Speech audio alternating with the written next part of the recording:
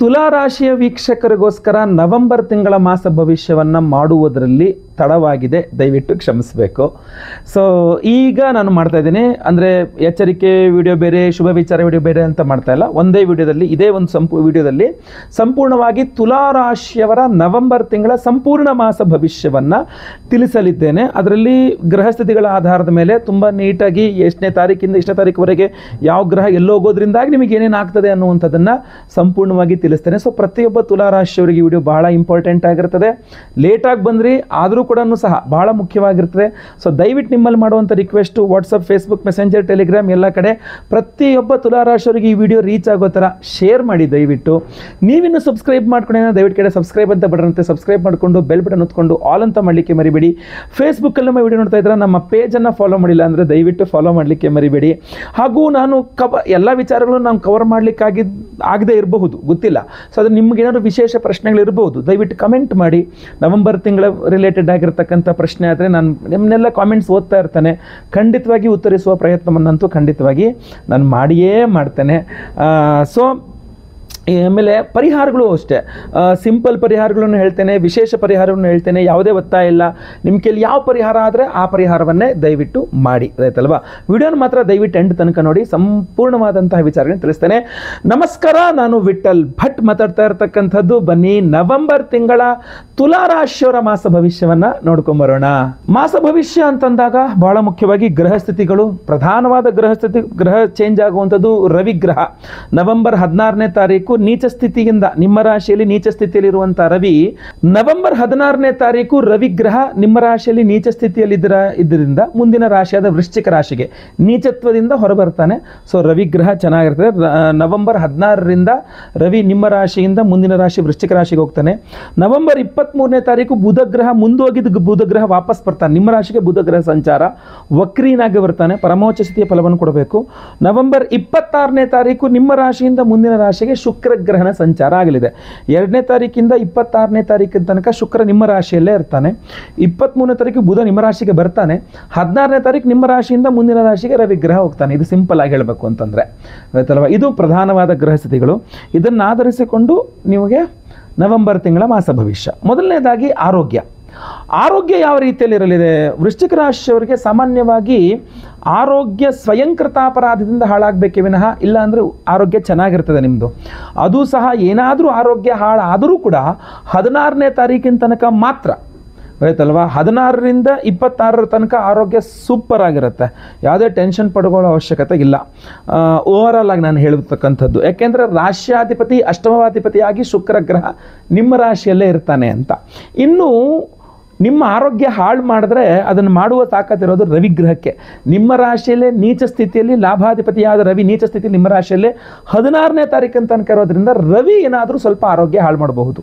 ಅದು ಯಾವ ರೀತಿಯಲ್ಲಿ? ಸ್ವಯಂಕೃತಾಪರಾಧ ಅಂತ ಹೇಳಿದ್ರೆ ನೀವೇ ಜಾಸ್ತಿ ಹೊತ್ತು ಮೊಬೈಲ್ ನೋಡೋದು, ಜಾಸ್ತಿ ಹೊತ್ತು ಕಂಪ್ಯೂಟರ್ ನೋಡೋದು, ಜಾಸ್ತಿ ಹೊತ್ತು ಟಿ ವಿ ನೋಡೋದು, ಜಾಸ್ತಿ ಹೊತ್ತು ಕಣ್ಣಿಗೆ ನೀವೇ ಶ್ರಮ ಮಾಡ್ಕೊಳ್ತೀರಾ. ಇಲ್ಲ ಅಂತಂದರೆ ಆಹಾರ ವ್ಯತ್ಯಾಸ, ನಿದ್ರೆ ವ್ಯತ್ಯಾಸ ಬಹಳ ಇಂಪಾರ್ಟೆಂಟಾಗಿ. ರಾತ್ರಿ ನಿದ್ದೆಗಿಡೋದು, ಯಾವಾಗೋ ನಿದ್ದೆ ಮಾಡೋದು. ಸೊ ಇದರಿಂದಾಗಿ ಕಣ್ಣು ಸ್ಟ್ರೈನ್ ಆಗುತ್ತೆ, ನರ ಸ್ಟ್ರೈನ್ ಆಗುತ್ತೆ, ಪ್ರೆಷರ್ ಆಗುತ್ತೆ, ತಲೆನೋವು ಬರುತ್ತೆ, ತುಂಬ ತಲೆನೋವು. ತುಲಾ ರಾಶಿಯವರು ನವೆಂಬರ್ 16ನೇ ತಾರೀಕಿನ ತನಕ ತುಂಬ ಕಣ್ಣು ನೋವು, ತಲೆನೋವು, ಪಿತ್ತ, ವಾಕರಿಕೆ, ವಾಂತಿ ಇದನ್ನೆಲ್ಲ ಅನುಭವಿಸಬೇಕಾಗಿರ್ತಕ್ಕಂಥ ಸಾಧ್ಯತೆಗಳು ಕಂಡು ಬರ್ತಾ ಇದೆ. ಅದು ನೀವೇ ಮಾಡ್ಕೊಳ್ತಕ್ಕಂಥದ್ದು, ಇಲ್ಲ ಅಂದರೆ ಆ್ಯಕ್ಚುಲಿ ಇಲ್ಲ, ಯಾಕೆ ರವಿ ಮಾಡ್ತಕ್ಕಂಥದ್ದು ಅಂತ ಅನ್ಬೋದು. ಅದಲ್ಲ 16 ನಂತರ ಅದೆಲ್ಲ ಕಡಿಮೆ ಆಗುತ್ತೆ. ಸೊ ನಿಮ್ಮ ಆಹಾರ ಜೀವನ ಕ್ರಮ ಸರಿ ಮಾಡಿಕೊಂಡ್ರೆ ಅದೆಲ್ಲ ಆಟೋಮೆಟಿಕಲಿ ಸರಿ ಹೋಗುತ್ತೆ. ಆದಿತ್ಯ ಹೃದಯ ಸ್ತೋತ್ರವನ್ನು ಕಡ್ಡಾಯವಾಗಿ ಪಠನೆ ಮಾಡಿ, ತುಂಬ ಇಂಪಾರ್ಟೆಂಟು. ಅಥವಾ ರವಿಗ್ರಹದ ಅಷ್ಟೋತ್ತರ ಪಠನೆ ಮಾಡಿ, ಕೆಂಪು ವಸ್ತ್ರದಲ್ಲಿ ಗೋಧಿ ದಾನ ಮಾಡಿ. ಇಲ್ಲ ವಿಶೇಷವಾಗಿ ನಾವು ಪರಿಹಾರ ಮಾಡ್ತಾ ಇದ್ದೀವಿ, ಅದನ್ನು ವಿಡಿಯೋ ಎಂಡಲ್ಲಿ ನಿಮಗೆ ತಿಳಿಸ್ತೇನೆ ಯಾವ ರೀತಿ ಪರಿಹಾರ ಮಾಡ್ತಿದ್ದೀವಿ ಅಂತ. ಅದಾದರೂ ಕೂಡ ಪರವಾಗಿಲ್ಲ ನಿಮಗೆ. ಇನ್ನು ಆರೋಗ್ಯದ ನಂತರ ಬರತಕ್ಕಂಥದ್ದು ಈಗ ಉದ್ಯೋಗಾದಿ ವಿಚಾರಗಳು. ಉದ್ಯೋಗ ಆ್ಯಕ್ಚುಲಿ ನಿಮ್ಮದು ತುಂಬ ಚೆನ್ನಾಗಿರಬೇಕು, ಯಾಕೆಂದರೆ ಕರ್ಮಸ್ಥಾನ 10ನೇ ಮನೆಯಲ್ಲಿ ಪರಮೋಚ್ಚ ಸ್ಥಿತಿಯಲ್ಲಿ ಗುರು. ಬಟ್ ಇಲ್ಲೇನಾಗ್ಬಿಡುತ್ತೆ, ನಿಮ್ಮ ರಾಶಿಯಲ್ಲೇ 16ರ ತನಕ ನೀಚ ಸ್ಥಿತಿಯಲ್ಲಿ ರವಿ ಹಾಗೂ ಷಷ್ಠ್ಯಾಧಿಪತಿಯಾಗಿ ಪರಮೋಚ್ಚ ಸ್ಥಿತಿಯಲ್ಲಿ ಗುರು ಅಂತಂದ ಕರ್ಮಸ್ಥಾನದಲ್ಲಿ ಉದ್ಯೋಗದಲ್ಲಿ ಸ್ವಲ್ಪ ವ್ಯತ್ಯಾಸಗಳಾಗತ್ತೆ. 16ನೇ ತಾರೀಕಿನ ತನಕ ಸ್ವಲ್ಪ ಜಾಸ್ತಿ ಜಾಬ್ ಪ್ರಾಬ್ಲಮ್ ಇರುತ್ತೆ. 16ರ ನಂತರ ಒಂದು 50% ಪ್ರಾಬ್ಲಮ್ ಕಡಿಮೆ ಆಗುತ್ತೆ, ಇನ್ನು 50% ಹಾಗೆ ಇರುತ್ತೆ. ಸೊ ನಿರುದ್ಯೋಗಿ ತುಲಾರಾಶಿಯವರಿಗೆ ಉದ್ಯೋಗ ಸಿಗಬೇಕು ಅಂದರೆ 16ರ ತನಕ ವೆಯ್ಟ್ ಮಾಡಬೇಕು. 16ರ ನಂತರ ನಿಮಗೆ ಜಾಬ್ ಸಿಗುತ್ತೆ. ಬಟ್ ನಿಮ್ಮ ಲೆವೆಲ್ಗೆ, ನಿಮ್ಮ ಒಂದು ಇದ್ರ ಲೆವೆಲ್ಗೆ ಸಿಗೋದು ಡೌಟೇ. ಸ್ವಲ್ಪ ಕಡಿಮೆ ಇದ್ರೆ ಸಿಗಬಹುದು. ಬಟ್ ಏನೇ ಖಾಲಿ ಕೂತ್ಕೊಳ್ಳೋ ಬದಲಾಗಿ ಯಾವ ಜಾಬ್ ಆದರೂ ಪರವಾಗಿಲ್ಲ, ನಾನು ಜಾಬ್ ಮಾಡಲೇಬೇಕು, ನಾನು ಜಾಬ್ ಮಾಡ್ತೀನಿ ಅನ್ನುವ ಒಂದು ಕ್ಯಾಟಗರಿಗೆ ನೀವು ಬರ್ತೀರಾ ಅಂತಾದರೆ ಖಂಡಿತ 16ರ ನಂತರ ನಿಮಗೆ ಜಾಬ್ ಸಿಗುತ್ತೆ, ಖಂಡಿತವಾಗಿ ಸಿಗುತ್ತೆ. ಇಲ್ಲಿ ನಿಮಗೆ ಜಾಬ್ಗೆ ಅಡ್ಡಿ ಮಾಡ್ತಕ್ಕಂಥದ್ದು ರವಿನೇ. ಅದರಿಂದ ರವಿ ಪರಿಹಾರ ನಿಮಗೆ ಹೇಳಿದ್ದೇನೆ ಆಲ್ರೆಡಿ ಕೆಲಸದಲ್ಲಿ ಇದ್ದೇನೆ ಗುರುಳೆ, ನನಗೆ ಸ್ಯಾಲ್ರಿ ಹೈಕ್ ಬೇಕು, ನನಗೆ ಟ್ರಾನ್ಸ್ಫರ್ ಬೇಕು, ನನಗೆ ಪ್ರಮೋಷನ್ ಬೇಕು, ದಯವಿಟ್ಟು ಪ್ರಯತ್ನ ಮಾಡಬೇಡಿ. ಯಾಕೆಂದರೆ ನೀವು ಪ್ರಯತ್ನ ಮಾಡಿದಷ್ಟು ನಿಮಗೆ ಸಮಸ್ಯೆಗಳು ಜಾಸ್ತಿ ಆಗುತ್ತೆ. ನಿಮಗೊಂದು ಏನೋ ಸ್ಯಾಲ್ರಿ ಹೈಕ್ ಬೇಕು ಅಂತನೋ, ಪ್ರಮೋಷನ್ ಬೇಕು ಅಂತನೋ ನಿಮ್ಮ ಹೈಯರ್ ಅಥಾರಿಟೀಸ್ ಹತ್ರ ಕೂತ್ಕೊಂಡಾಗ, ಓ ಹೌದಾ ಸ್ಯಾಲ್ರಿ ಹೈಕ್ ಬೇಕಾ ನಿನಗೆ, ಓ ಏನೋ ಪ್ರಮೋಷನ್ ಬೇಕಾ, ಆಯ್ತಾಯ್ತು ನಾವು ನೋಡ್ತೀವಿ ಬಿಡಿ ಅಂಥೇಳಿ ನಿಮ್ಮನ್ನು ಬೇರೆ ಥರ ಟಾರ್ಗೆಟ್ ಮಾಡಲಿಕ್ಕೆ ಶುರು ಮಾಡಿಬಿಡ್ತಾರೆ. ನಿಮ್ಮ ಮುಂದೆ ತುಂಬ ಚೆನ್ನಾಗಿರ್ತಾರೆ, ಬಟ್ ನಿಮ್ಮ ಬ್ಯಾಕ್ ಸೈಡ್ ಬೆನ್ನಿಗೆ ಚುರಿ ಹಾಕೋದು ಅಂತಾರಲ್ಲ, ಆ ಥರ ನಿಮ್ಮನ್ನು ಟಾರ್ಗೆಟ್ ಮಾಡಿ ಸ್ಯಾಲ್ರಿ ಹೇಗೆ ಕೇಳ್ತಾರೆ, ನೀವು ಟಾರ್ಗೆಟ್ ಮಾಡಿ ಇವನಿಗೆ ಅಂತ ಹೇಳ್ಬಿಟ್ಟು ನಿಮಗೆ ತೊಂದರೆ ಕೊಡ್ತಕ್ಕಂಥ ಸಾಧ್ಯತೆಗಳು ಜಾಸ್ತಿ ಇದ್ದಾವೆ. ಸೊ ಆದ್ದರಿಂದಾಗಿ ಎಲೆಮರೆ ಕಾಯಿ ಥರ ಯಾರ ಕಣ್ಣಿಗೂ ಬೀಳದೆ ನಿಮ್ಮ ಕೆಲಸ ನೀವು ಮಾಡ್ಕೊಂಡು ಹೋಗ್ಬಿಡಿ. ಸ್ಯಾಲ್ರಿ ಹೈಕು, ಪ್ರಮೋಷನ್ನು ಏನೇ ಬೇಕು ಅಂದ್ರೂ ನೀವು ಡಿಸೆಂಬರ್ 4ನೇ ತಾರೀಕು ನಂತರ ನೋಡ್ಕೊಳ್ಳಿ. ನವಂಬರಲ್ಲಿ ಕೇಳೋಕ್ಕೆ ಹೋಗ್ಬಿಡಿ. ಕೇಳಿದ್ರೇ ಕೆಟ್ಟವರಾಗ್ಬಿಡ್ತಾರೆ, ಕೇಳಿ ಏನೋ ಕರೆದು ಕಚ್ಚಿಸಿಕೊಂಡನು ಅನ್ನಂಗೆ ಆಗ್ಬಿಡುತ್ತೆ. ಸೊ ದಯವಿಟ್ಟು ತಾಳ್ಮೆ ಇರಲಿ ಆ ವಿಚಾರದಲ್ಲಿ. ಇನ್ನು ವ್ಯಾಪಾರ, ಬಿಸ್ನೆಸ್ ಇತ್ಯಾದಿಗಳು ಮಾಡ್ತಕ್ಕಂಥವ್ರಿಗೆ ಹೇಳ್ತೀನಿ, ತುಲಾರಾಶಿಯವರು ನಿಮ್ಮ ರಾಶಿಯಲ್ಲೇ ಶುಕ್ರ ಇರ್ತಾನೆ, ಒಳ್ಳೆ ಬಿಸ್ನೆಸ್ ಅಂತ ಅನಿಸುತ್ತೆ, ಬಟ್ ಮಾಡ್ಲಿಕ್ಕೆ ಆಗಲ್ಲ. ಯಾಕೆಂದರೆ ರವಿ ಹಾಗೂ ನಿಮಗೆ ರವಿ ಶುಕ್ರರ ಯುತಿ ನಿಮಗೆ ಮಾಡ್ಲಿಕ್ಕೆ ಕೊಡಲ್ಲ ಅದು. ಸೊ ಆದ್ದರಿಂದ ಪ್ರಾಫಿಟ್ ಕಣ್ಣಿಗೆ ಕಾಣುತ್ತೆ, ಕೈಗೆ ಮಾತ್ರ ಸಿಗಲ್ಲ. ಒಳ್ಳೆ ಬಿಸ್ನೆಸ್ ಆಯಿತು, ಪ್ರಾಫಿಟ್ ಎಲ್ಲೂ ಇಲ್ಲ ಅನ್ನೋ ಥರ ಆಗ್ಬಿಡ್ಬೋದು. ಸೊ ಪ್ರಾಫಿಟ್ ಬೇಕು ಅಂದರೆ ನೀವು 16ನೇ ತಾರೀಕಿನ ತನಕ ವೆಯ್ಟ್ ಮಾಡಬೇಕು. ನವಂಬರ್ 16ರಿಂದ ನವಂಬರ್ 26ರ ತನಕ ಒಳ್ಳೆ ಪ್ರಾಫಿಟ್ ಮಾಡ್ಬೋದು, ಒಳ್ಳೆ ಬಿಸ್ನೆಸ್ ಮಾಡ್ಬೋದು, ಒಳ್ಳೆ ದುಡ್ಡು ನೋಡ್ಬೋದು. ಅದು ಗೌರ್ಮೆಂಟ್ ಕಾಂಟ್ರಾಕ್ಟ್ಗಳೆಲ್ಲ ಸಿಗುತ್ತೆ ನಿಮಗೆ. ಸೊ ಅದೆಲ್ಲ ತುಂಬ ಚೆನ್ನಾಗಿರುತ್ತೆ. ಬಟ್ ಈ ಅಷ್ಟರ ಒಳಗಡೆ ಮಾಡ್ತಕ್ಕಂಥದ್ದೆಲ್ಲ ಲಾಸೇ ಆಗುವ ಸಾಧ್ಯತೆಗಳು ಜಾಸ್ತಿ ಇದೆ. ಸೊ 16ರ ತನಕ ಪ್ರಯತ್ನ ಮಾಡೋಕ್ಕೆ ಹೋಗಬೇಡಿ. ಆಮೇಲೆ ನಿಮ್ಮಿಷ್ಟ, ಗೊತ್ತಾಯ್ತಲ್ವಾ. ನೆಕ್ಸ್ಟ್ ಬಿಸ್ನೆಸ್ ಆಯಿತು. ಈಗ ನೀವು ರೈತಾಪಿ ಕೆಲಸ ಮಾಡ್ತಾ ಇದ್ದಾರೆ, ರೈತರಿಗೆ ಹೆಂಗಿರುತ್ತೆ ಒಳ್ಳೆ ತುಂಬ ಚೆನ್ನಾಗಿರುತ್ತೆ. ರೈತರಿಗಾಗಿರ್ಬೋದು, ಸಾಫ್ಟ್ವೇರ್ ಇಂಜಿನಿಯರ್ಗಳಿಗಾಗಿರ್ಬೋದು, ಹೋಟೆಲ್ ಬಿಸ್ನೆಸ್ ಮಾಡ್ತಕ್ಕಂಥವ್ರಿಗಾಗಿರ್ಬೋದು, ರಿಯಲ್ ಎಸ್ಟೇಟ್ ಮಾಡ್ಕೊಂಥವ್ರು ಎಲ್ಲರಿಗೂ ಸಹ ಸಾಮಾನ್ಯವಾಗಿ ಚೆನ್ನಾಗೇ ಇದೆ. ನಾನು ಮೊದಲು ಹೇಳಿದ್ದು ಭವಿಷ್ಯನೂ ಅಪ್ಲೈ ಆಗುತ್ತೆ, ಬಟ್ ಕುಜ ಚೆನ್ನಾಗಿರೋದ್ರಿಂದಾಗಿ ಚೆನ್ನಾಗಿದೆ ಅಂತಲೇ ನಾನು ಹೇಳಬೇಕು, ಚೆನ್ನಾಗೇ ಇದೆ. ಇಲ್ಲಿ ಗಮನಿಸಬೇಕಾಗಿರ್ತಕ್ಕಂಥ ವಿಚಾರ, 26ನೇ ತಾರೀಕು ನಂತರ ನಿಮಗೆ ಒಂದು ಸ್ವಲ್ಪ ಮೋಸವಾಗುವ ಸಾಧ್ಯತೆ ಇದೆ. ಏನೋ ಒಂದು ಅದ್ಭುತಗಳು ಸೃಷ್ಟಿ ಮಾಡಿಬಿಡ್ಬೋದು, ಹಂಗಾಗ್ಬಿಡುತ್ತೆ ಹಿಂಗಾಗ್ಬಿಡುತ್ತೆ ಅಂತ ಹೇಳ್ಬಿಟ್ಟು ನಿಮಗೆ ಸ್ವಲ್ಪ ಮೋಸ ಮಾಡುವ ಸಾಧ್ಯತೆ ಇದೆ. ನೀವು ನಷ್ಟವನ್ನು ಅನುಭವಿಸುವ ಸಾಧ್ಯತೆ 26ರಿಂದ ಮುಂದೆ. ಏಕೆಂದರೆ ವ್ಯಯಾಧಿಪತಿಯಾಗಿ ಬುಧ ನಿಮ್ಮ ರಾಶಿಗೆ ಬರ್ತಾನೆ ಅಂತ ಕಾಣ್ತದೆ 23ನೇ ತಾರೀಕಿಗೆ, 23ರಿಂದ ಆಚೆ ನೀವು ಮಾಡುವ ವ್ಯವಹಾರಗಳಿದೆಯಲ್ಲ, ಸ್ವಲ್ಪ ಎಚ್ಚರಿಕೆಯಿಂದ ವ್ಯವಹಾರ ಮಾಡಬೇಕಾಗತ್ತೆ. ಭಾಗ್ಯಾಧಿಪತಿಯಾಗಿ ನಿಮ್ಮ ರಾಶಿಯಲ್ಲಿ ವಕ್ರೀನಾಗಿ ಪರಮೋಚ್ಚ ಸ್ಥಿತಿಯಲ್ಲಿ ಅದೃಷ್ಟವನ್ನು ಕೊಡಬಹುದು ಬುಧ, ಅಥವಾ ನಷ್ಟವನ್ನು ಮಾಡ್ಬೋದು. ಬುಧನ ಆರಾಧನೆ, ಲಕ್ಷ್ಮೀನಾರಾಯಣರ ಆರಾಧನೆ ಮಾಡಿಕೊಂಡ್ರೆ ಆ್ಯಕ್ಚುಲಿ ಚೆನ್ನಾಗಿರುತ್ತೆ. ಸೊ ವಿಷ್ಣು ಅಷ್ಟೋತ್ರ, ಲಕ್ಷ್ಮೀ ಅಷ್ಟೋತ್ರ ಪಠನೆಗಳು ಮಾಡ್ಕೋಬೋದು. ಮನೆ ಹತ್ರದಲ್ಲಿ ದೇವಸ್ಥಾನಗಳಿದ್ರೂ ಹೋಗಿ ಪೂಜೆ ಪುನಸ್ಕಾರಗಳು ಮಾಡ್ಬೋದು. ಇಲ್ಲ ನಾವು ವಿಶೇಷವಾಗಿ ಲಕ್ಷ್ಮೀನಾರಾಯಣ ಹೃದಯ ಹೋಮ ಕಮಲ ಪುಷ್ಪಾದಿಗಳಲ್ಲಿ ಮಾಡ್ತಾ ಇದ್ದೇವೆ, ಸಂಕಲ್ಪ ಕೊಟ್ಕೊಳ್ಬೋದು. ಅದು ವಿಡಿಯೋ ಎಂಡಲ್ಲಿ ಅದರ ಬಗ್ಗೆ ವಿಶೇಷವಾಗಿ ತಿಳಿಸ್ತಾನೆ, ವಿಶೇಷ ಪ್ರಸಾದ ಸಹ ಇದೆ. ಇನ್ನು ವಿವಾಹದ ವಿಚಾರಗಳು ಮಾತಾಡೋಕೆ ಹೋದರೆ, ಅವಿವಾಹಿತರಿಗೆ ವಿವಾಹದ ಸಾಧ್ಯತೆಗಳು ತುಂಬ ಚೆನ್ನಾಗಿದೆ.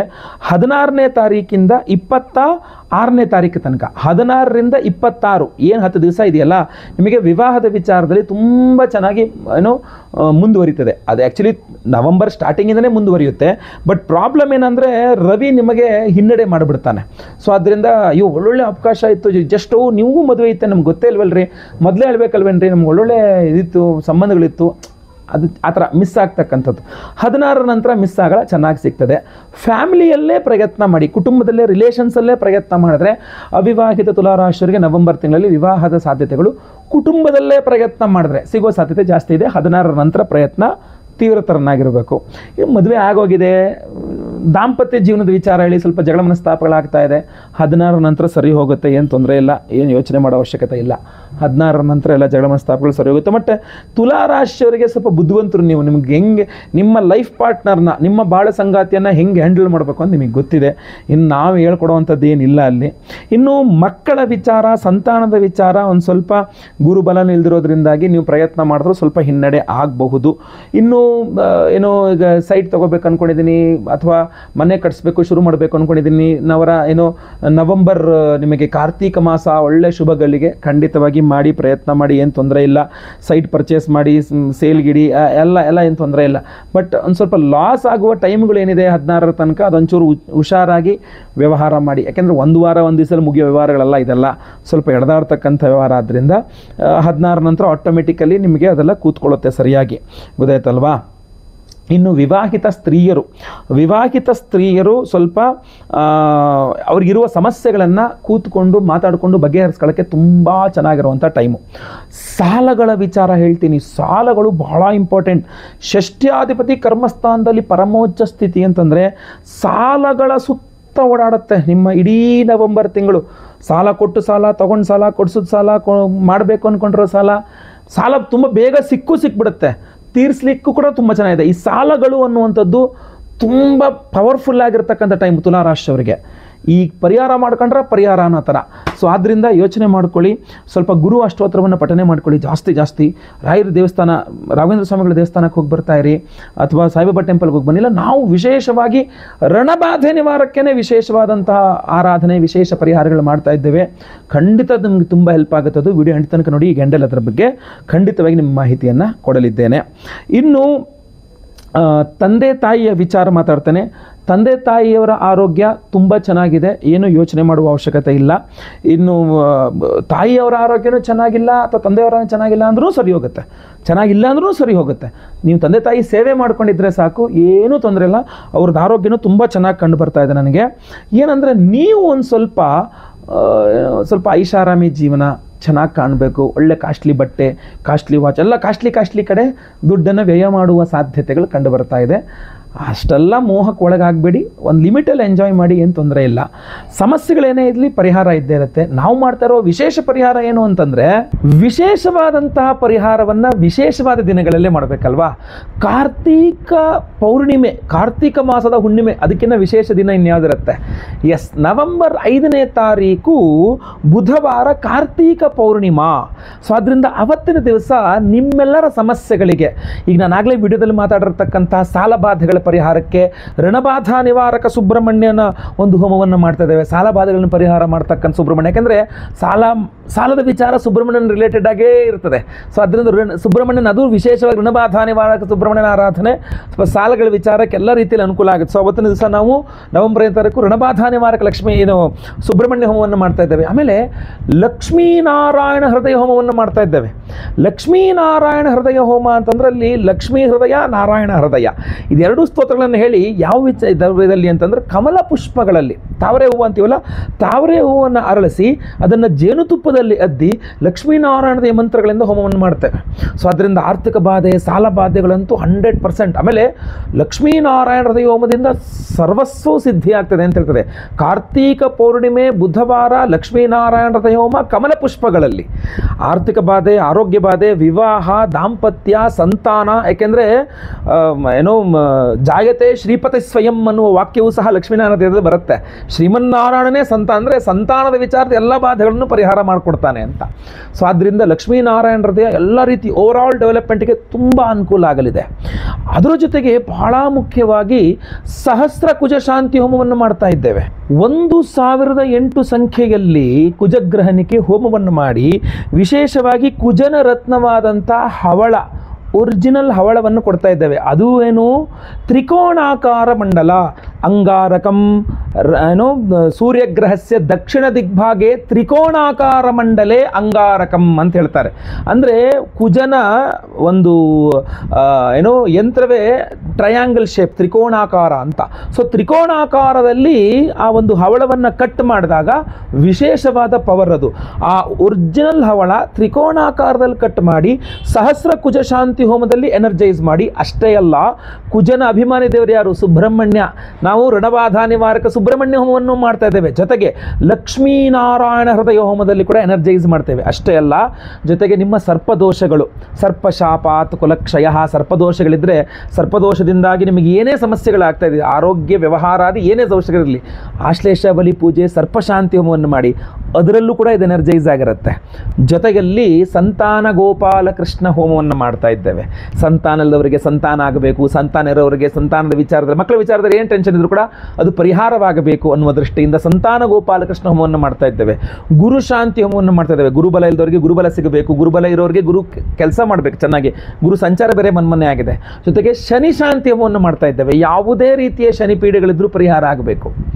ನವಗ್ರಹ ಶಾಂತಿ ಹೋಮವನ್ನು ಮಾಡ್ತಾ ಇದ್ದಾವೆ. ಇಷ್ಟೆಲ್ಲ ಹೋಮಗಳನ್ನು ಮಾಡಿ ಈ ವಿಶೇಷವಾದ ಒರಿಜಿನಲ್ ಹವಳ ತ್ರಿಕೋಣಾಕಾರ ಶೇಪ್ನಲ್ಲಿ ಹವಳವನ್ನು ನಿಮಗೆ ಎನರ್ಜೈಸ್ ಮಾಡಿ ನಿಮಗೆ ಸ್ಪೀಡ್ ಪೋಸ್ಟ್ ಮೂಲಕ ಕಳಿಸ್ಕೊಡ್ತೇವೆ. ಎಲ್ಲ ಹೋಮಗಳ ಭಸ್ಮ, ಆಮೇಲೆ ನಾಗಾರಾಧನೆ ಅರಿಶಿನ ಪ್ರಸಾದ, ಜೊತೆಗೆ ಈ ವಿಶೇಷವಾದ ತ್ರಿಕೋಣಾಕಾರ ಮಂಡಲ ಹವಳವನ್ನು ನಿಮಗೆ ನಾವು ಸ್ಪೀಡ್ ಪೋಸ್ಟ್ ಮೂಲಕ ಕಳಿಸ್ಕೊಡ್ತೇವೆ. ಹೋಮದ ಭಸ್ಮ, ನಾಗಾರಾಧನೆ ಅರಿಶಿನ ಹಣೆಯಲ್ಲಿ ಇಟ್ಕೊಳ್ಳಿ. ಹಾಗೂ ಈ ಒರಿಜಿನಲ್ ವಿಶೇಷವಾದಂಥ ಹವಳವನ್ನು ನೀವು ಸಾಧ್ಯವಾದರೆ ಬೆಳ್ಳಿಯಲ್ಲೋ ಬಂಗಾರದಲ್ಲೋ ಉಂಗುರ ಮಾಡಿಸ್ಬೇಕಾದ್ರೆ ಹಾಕೋಬಹುದು, ಇಲ್ಲ ಒಂದು ಲಾಕೆಟ್ ಮಾಡಿ ಕುತ್ತಿಗೆಯಲ್ಲಿ ಹಾಕೋಬಹುದು. ಏನೂ ಮಾಡೋಕ್ಕಾಗಲ್ವಾ? ಏನೂ ತೊಂದರೆ ಇಲ್ಲ. ಇದು ತುಂಬ ಚಿಕ್ಕದಾಗಿದೆ. ನಿಮ್ಮ ಪಾಕೆಟಲ್ಲಿ, ನಿಮ್ಮ ಪರ್ಸ್ನಲ್ಲಿ, ನಿಮ್ಮ ಜೊತೆಗೆ ಇದನ್ನು ಕ್ಯಾರಿ ಮಾಡ್ಬೋದು, ತಗೊಂಡು ಹೋಗ್ಬೋದು ಎಲ್ಲಿ ಬೇಕಾದ್ರೂ ಸಹ. ಕುಜ ದೋಷ ಇದ್ದರೆ ಪರಿಹಾರ ಆಗುತ್ತೆ. ಕುಜ ದೋಷದಿಂದಾಗಿ ಎಷ್ಟೆಷ್ಟು ಸಮಸ್ಯೆಗಳಾಗ್ತಾ ಇದೆ.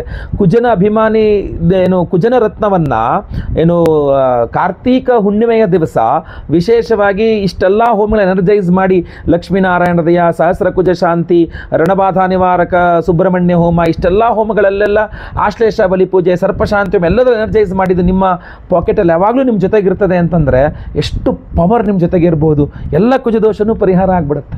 ಸೊ ಅದರಿಂದಾಗಿ ಸಂಕಲ್ಪ ಸೇವೆಗೆ ಹೆಸರು ಕೊಟ್ಕೊಳ್ಳಿ. ಸ್ಕ್ರೀನ್ ಮೇಲೆ ಕಾಣುವಂಥ ನಂಬರ್ಗೆ ನಿಮ್ಮ ಹೆಸರು, ಗೋತ್ರ ಗೊತ್ತಿದ್ರೆ, ನಕ್ಷತ್ರ ಗೊತ್ತಿದ್ರೆ, ರಾಶಿ ಗೊತ್ತಿದ್ರೆ, ನಿಮ್ಮ ವಿಳಾಸ ಎರಡೇ ಗೊತ್ತಿದೆಯಾ, ಹೆಸರು ವಿಳಾಸ ಅಷ್ಟೇ ಕಳಿಸಿದ್ರು ಪರವಾಗಿಲ್ಲ, ಮಿಕ್ಕಿದ ವಿವರಗಳು ಗೊತ್ತಿದ್ರು ಸಹ ಖಂಡಿತವಾಗಿ ಕಳಿಸ್ಕೊಡಿ. ಲೈವಲ್ಲಿ ನಾನೇ ನವೆಂಬರ್ 5ನೇ ತಾರೀಕು ಬುಧವಾರ ಬೆಳಗ್ಗೆ 6ರಿಂದ 6:30 ಒಳಗೆ ನಾನೇ ಲೈವಲ್ಲಿ ನಿಮ್ಮ ಹೆಸರು ಸಂಕಲ್ಪ ಮಾಡ್ತೀನಿ. ನೀವು ಕೇಳಿಸ್ಕೊಳ್ಬೋದು, ನೀವು ನೋಡ್ಬೋದು ನಿಮ್ಮ ಹೆಸರು ಸಂಕಲ್ಪ ಆಗೋದು.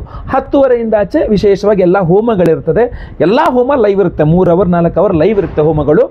ನಂತರ ಅಂದರೆ ಗುರುವಾರದ ದಿವಸ ನಾವು ಎಲ್ಲ ಪ್ರಸಾದಗಳನ್ನು ಸ್ಪೀಡ್ ಪೋಸ್ಟ್ ಮೂಲಕ ನಿಮಗೆ ಕಳಿಸ್ಕೊಡ್ತೇವೆ. ಸೊ ಅದರಿಂದ ದಯವಿಟ್ಟು ಸಂಕಲ್ಪ ಸೇವೆಗೆ ಹೆಸರು ಕೊಡೋರು ಸ್ಕ್ರೀನ್ ನಂಬರ್ನ ಸಂಪರ್ಕ ಮಾಡ್ಬೋದು. ವಾಟ್ಸಪ್ ಸಹ ಕಡ್ಡಾಯವಾಗಿ ಮಾಡಿ. ಕಾಲ್ ಮಾಡೋಕ್ಕಾಗಿಲ್ಲ ಅಂದರೆ ದಯವಿಟ್ಟು ವಾಟ್ಸಪ್ ಮಾಡಿ, ಕಾಲ್ ಅಟೆಂಡ್ ಮಾಡಲಿಲ್ಲ ಅಂದರೆ ದಯವಿಟ್ಟು ವಾಟ್ಸಪ್ ಮಾಡಿ. ಖಂಡಿತವಾಗಿ ಫ್ರೀ ಆದ ತಕ್ಷಣ ನಿಮಗೆ ವಾಪಸ್ ಅಟೆಂಡ್ ಮಾಡ್ತಾರೆ ಅಥವಾ ರಿಪ್ಲೈ ಖಂಡಿತವಾಗಿ ಮಾಡ್ತಾರೆ. ಒಳ್ಳೆಯದಾಗಲಿ. ವಿಡಿಯೋ ಇಷ್ಟ ಆದರೆ ದಯವಿಟ್ಟು ಲೈಕ್ ಮಾಡಲಿಕ್ಕೆ ಮರಿಬೇಡಿ. ವಾಟ್ಸಪ್, ಫೇಸ್ಬುಕ್, ಮೆಸೆಂಜರ್, ಟೆಲಿಗ್ರಾಮ್ ಎಲ್ಲ ಕಡೆ ಸಾಮಾಜಿಕ ಜಾಲತಾಣಗಳಲ್ಲಿ ವಿಡಿಯೋನ ಶೇರ್ ಮಾಡಲಿಕ್ಕೆ ಮರಿಬೇಡಿ. ನೀವು ಸಬ್ಸ್ಕ್ರೈಬ್ ಮಾಡ್ಕೊಳ್ಳಿ ಅಂದರೆ ದಯವಿಟ್ಟು ಕಡೆ ಸಬ್ಸ್ಕ್ರೈಬ್ ಅಂತ ಬರುತ್ತೆ, ಸಬ್ಸ್ಕ್ರೈಬ್ ಮಾಡಿಕೊಂಡು ಬೆಲ್ ಬಟನ್ ಹೊತ್ಕೊಂಡು ಆಲ್ ಅಂತ ಮಾಡಲಿಕ್ಕೆ ದಯವಿಟ್ಟು ಮರಿಬೇಡಿ. ಮುಂದಿನ ವಿಡಿಯೋದಲ್ಲಿ ಮತ್ತೆ ಪುನಃ ಸಿಗ್ತೇನೆ. ಎಲ್ಲರಿಗೂ ಸಹ ಒಳ್ಳೆಯದಾಗಲಿ. ಲೋಕ ಸಮಸ್ತ ಸುಖಿನೋ ಭವಂತು. ನಾರಾಯಣ ನಾರಾಯಣ ನಾರಾಯಣ.